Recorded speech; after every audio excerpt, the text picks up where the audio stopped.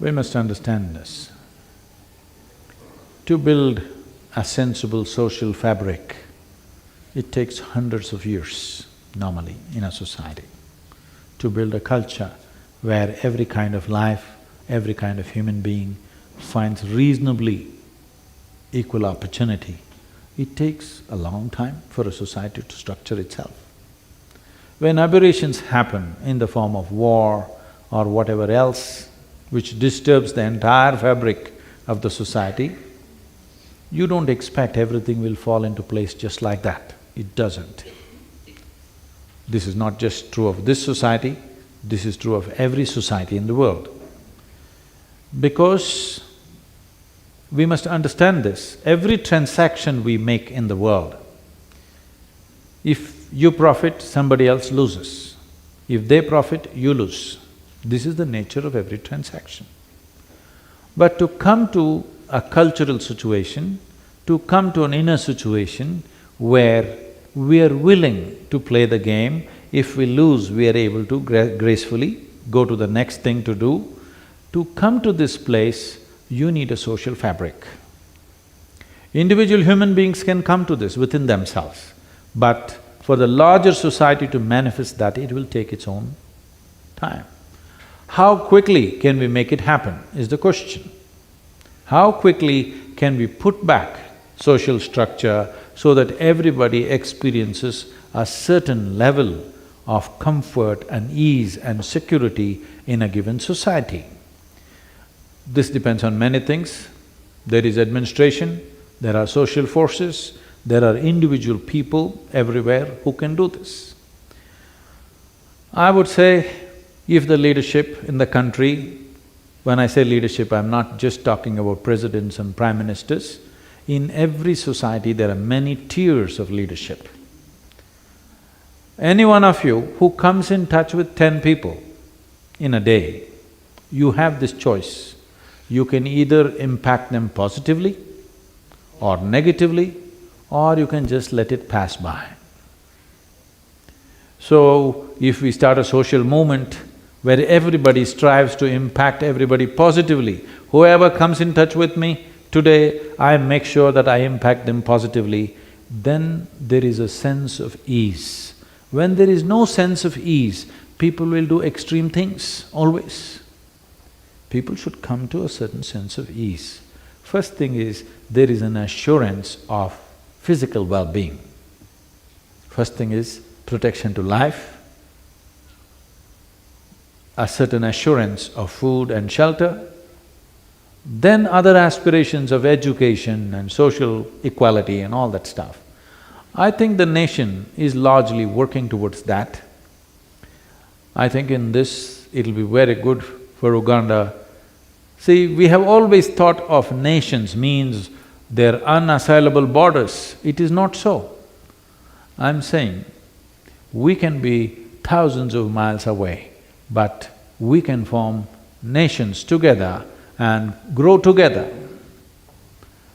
This is a time, these are times of collaboration, these are not times of competition. World prospers, industry prospers, business prospers, individual human beings prosper only by collaboration, not by working against each other. So I would say, it'll be wonderful if culturally, where there is certain significance, culturally where there is certain coherence, if nations collaborate, I believe East Africa is trying to collaborate with each other. Similarly, a larger collaboration you can do because thousands of years of collaboration has happened between India and Eastern Africa. I think this collaboration should grow where both the people will benefit. Any relationship is sustainable only if both the parties are benefiting. We must always set it up this way, because if it's an exploitative relationship, it will not last long. Whether it's marketplace or marriage, it must be beneficial to both, otherwise it won't work, isn't it? So, setting up such relationships is vital, because why I'm saying India and Eastern Africa is, This is one thing about India. We have been an occupied nation for over 1,000 years.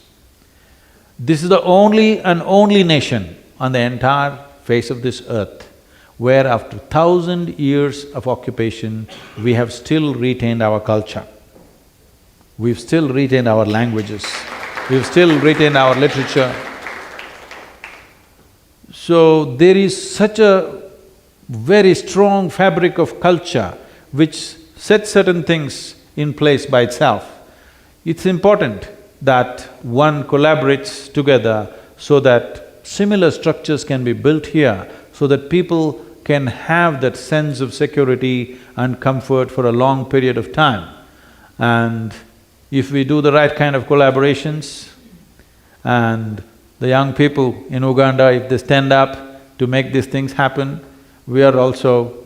I am willing to invest a certain amount of time towards this. If we take this in a certain way, it is possible. Already I feel the leadership here has done a wonderful job from where it was to where it is today. But you must understand, leadership can do only that much. It's the people. It's the people who have to take it up. If this is our nation, we have to make this happen. If this spirit does not come in us, if only spirits from the bottle are going into us, the spirit should rise from within us, it should not be going into us, isn't it? There is a spirit here, this must rise. Not this kind of spirit going in. That gets you up for some time and then gets you down. This, if it gets up, it's always on. So, it's my wish and my blessing that better times will come. Better times must come, but we should not wait for better times to come. We must make it happen. Let's make it happen. Thank you very much.